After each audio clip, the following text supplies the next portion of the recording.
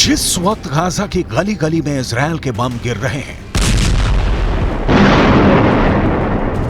जिस वक्त गाजा पर इजराइल की वायुसेना टनों टन बमबारी कर रही है,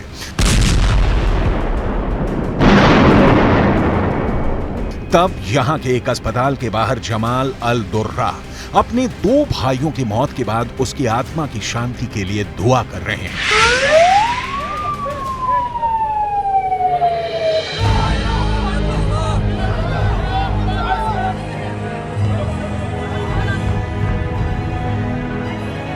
जमाल अल दुर्रा को सिर्फ पूरा गाजा ही नहीं जानता, वो गाजा पर सबसे भयानक हमलों के ऐसे गवाह हैं जिसके आंसू आज भी नहीं सूखे हैं।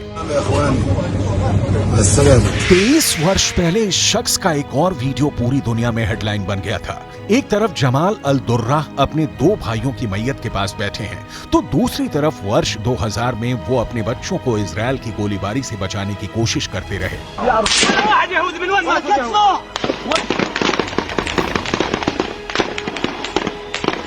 आज इजराइल की बमबारी में जमाल के 2 भाई खत्म हो गए। 23 वर्ष पहले इजराइल की सेना की गोलीबारी में उन्होंने अपने 12 साल के बेटे मोहम्मद दुर्रा को खोया था।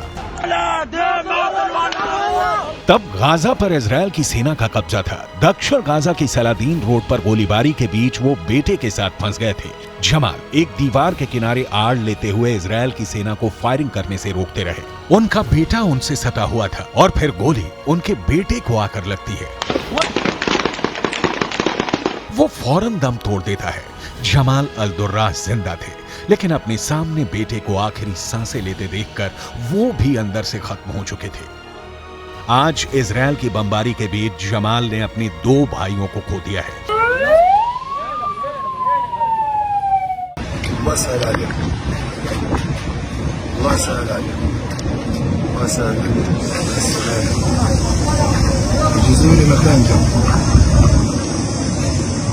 يرحم جميع شهدائنا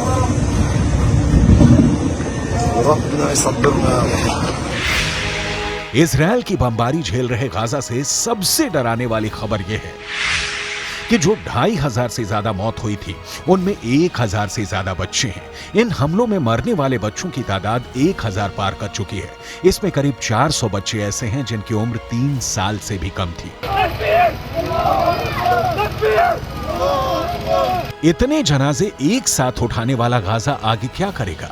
वैसे सवाल तो ये है कि इजराइल आगे क्या करेगा, क्योंकि फिलिस्तीन के स्वास्थ्य मंत्रालय की रिपोर्ट है कि हर 5 सेकंड में एक जान जा रही है। इजराइल की बमबारी बहुत भयानक है। इजराइल का बम कहां गिर रहा है? इजराइल के लड़ाकू विमानों का टारगेट हमास है या फिर आम लोग? ये इजराइल का बम फैसला नहीं कर पा रहा। गाजा के एक इलाके में बमबारी के बाद जब रेस्क्यू टीम एम्बुलेंस के साथ वहां पहुंची तो देखिए क्या हुआ। फौरन अफरा तफरी मची और एम्बुलेंस से लेकर पूरी टीम बमबारी से बचने के लिए भागने लगी। बताया जा रहा है कि इस हमले में रेस्क्यू टीम के प्रमुख की मौत हो गई और कई घायल हो गए। कई लोगों को फौरन अस्पताल लाया गया। गाजा से आने वाली ऐसी ही तस्वीरों को देखकर पूरी दुनिया परेशान है, लेकिन इससे भी खतरनाक पलों को गाजा का स्वतंत्र मीडिया रिकॉर्ड कर रहा है।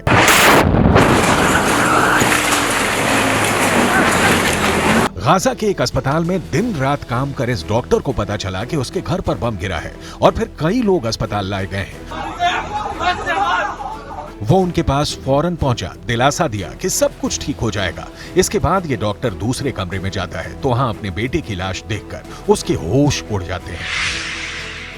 कुछ देर बाद ये डॉक्टर अपने आप पर काबू रखकर फिर से बेटे की लाश देखने पहुंचता है। साथ में पत्नी भी है। सब बुरी तरह रो रहे हैं, लेकिन डॉक्टर सब्र रखे हुए हैं। इसीलिए कहते हैं डॉक्टर बहुत हिम्मत वाले होते हैं। उनका पेशा ही ऐसा होता है, बहता हुआ खून, दर्द से कराते लोग। लेकिन जब किसी डॉक्टर के सामने अपने ही बेटे की लाश हो और वो रो भी ना पाए, यही गाजा का दर्द है जो इजराइल की बमबारी के बीच बार बार उभर कर पूरी दुनिया तक पहुंच रहा है।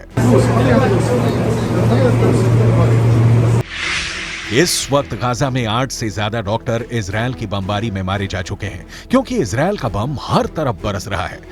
गाजा पर इजराइल की लगातार बमबारी जारी है। पूरी गाजा की सीमा पर इजराइल की सेना तैनात है।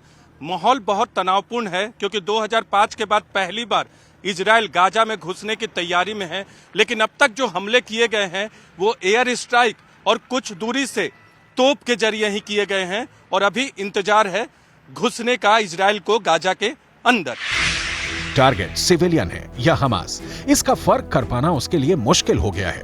गाजा में 2,500 से ज्यादा मौत होने के बाद बेंजामिन नेतन्याहू के पास अपना रिपोर्ट कार्ड दिखाने के लिए कुछ नाम हैं जो हमास के खिलाफ बड़ी चोट कहे जा रहे हैं।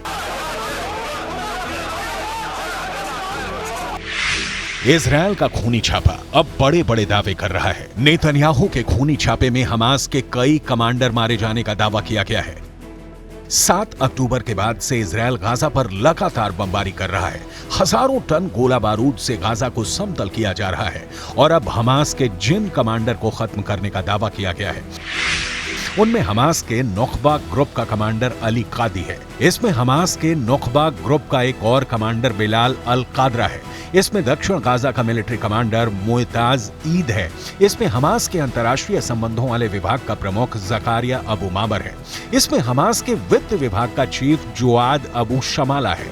इसमें हमास के कम्युनिकेशन और सिग्नल विभाग का प्रमुख मेराद अबू मेराद भी है। האחריות שלנו עכשיו זה להיכנס לעזה, זה לבוא למקומות שבהם החמאס נערך, פועל, מתכנן, משגר, לפגוע בו קשה מאוד, בכל מקום, בכל מפקד, בכל פעיל, להשמיד תשתיות,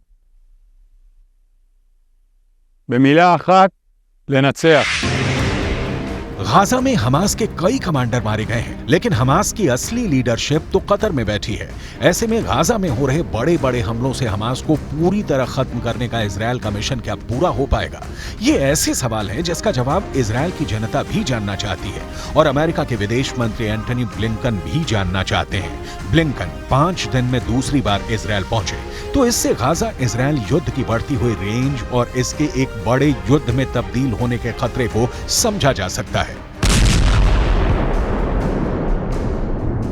I had very good conversations both with the Crown Prince in Saudi Arabia and here in Egypt with President al-Sisi, and also heard, I think, a lot of good ideas about some of the things we need to do moving forward, including practical ideas on getting assistance to Palestinians in Gaza who are in need. Gaza पर चढ़ाई के लिए Israel की force ने उसे चारों तरफ से घेरा हुआ है।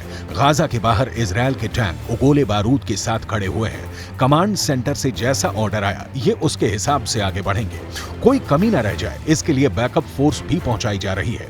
इजरायल से गाजा की तरफ जाने वाली हर सड़क पर इस वक्त बहुत ज्यादा तनाव देखा जा सकता है, लेकिन इससे पहले नेतन्याहू मोर्चे पर जा चुके हैं। वो इजरायली सैनिकों से कह चुके हैं कि दूसरी स्टेज के लिए तैयार रहें और गाजा में इजरायल पहले से भी खतरनाक अटैक के लिए खुद को लैस कर चुका है।